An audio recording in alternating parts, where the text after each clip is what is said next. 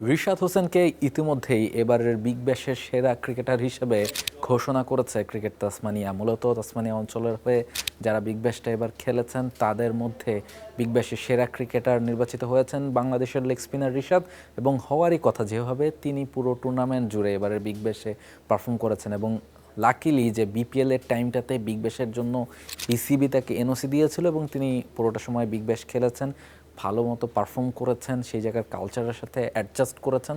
সব মিলে যেভাবে তিনি পারফর্ম করেছেন সেটা যদি ছোটো করে একটু মনে করেই দিই আপনাদেরকে, 11 ম্যাচে 15টা উইকেট তিনি পেয়েছিলেন, ইকোনমিটাও 8-এর কম ছিল, ম্যাচের গুরুত্বপূর্ণ সময়ে বিভিন্ন সময় বোলিং করেছেন, একটা ম্যাচ সর্বোচ্চ 3 উইকেট নেওয়ার রেকর্ডও তার রয়েছে। সব মিলিয়ে টিমের আস্থার একটা জায়গা তিনি করে ফেলেছিলেন এবং স্পিনারদের মধ্যে সর্বোচ্চ উইকেট শিকারের তালিকারও শীর্ষের দিকেই তিনি ছিলেন একেবারে শেষ পর্যন্ত। ফলে তার টিমের সাকসেসের পেছনে একটা বড় গুরুত্বপূর্ণ ভূমিকা ছিল রিশাদ হোসেনের, যে কারণেই আসলে নতুন করে ক্রিকেট তাসমানিয়া যেই বিগ ব্যাশের এবারের সেরা ক্রিকেটার তারা নির্বাচিত করেছে সেখানে তারা রিশাদ হোসেনের নামটাকেই সিলেক্ট করেছে এবং রিশাদ হোসেনকে সেই পুরস্কারটা তারা দিচ্ছে। তবে শুধু রিশাদ হোসেন এবারের বিগ ব্যাশে যে পারফর্ম করেছেন সেটা বলা যাবে না। বিপিএলের সময়টা তিনি বিগ ব্যাশে খেলেছেন, বিগ ব্যাশ থেকে ফিরে বাংলাদেশে এসে বাংলাদেশের মাটিতে লেগ স্পিনারদের জন্য সেভাবে তেমন সাপোর্ট না থাকলেও যতগুলো টুর্নামেন্ট রিশাদ খেলেছেন সবগুলোতেই তিনি নিজের সেরাটা দিয়ে পারফর্ম করার চেষ্টা করেছেন। বিসিএলের ওয়ানডে ভার্সনটা খেলেছেন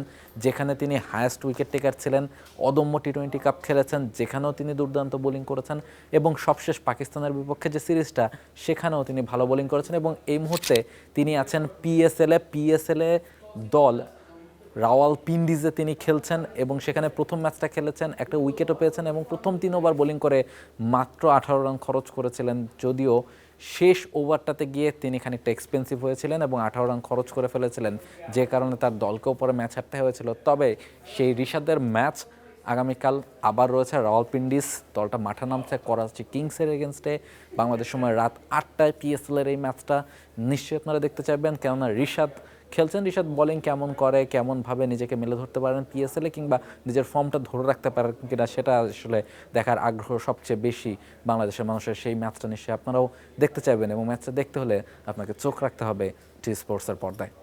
For more updates, subscribe to our YouTube channel and click on the bell icon.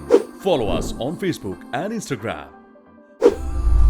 Download T Sports app to enjoy exciting games and highlights. Visit tsports.com.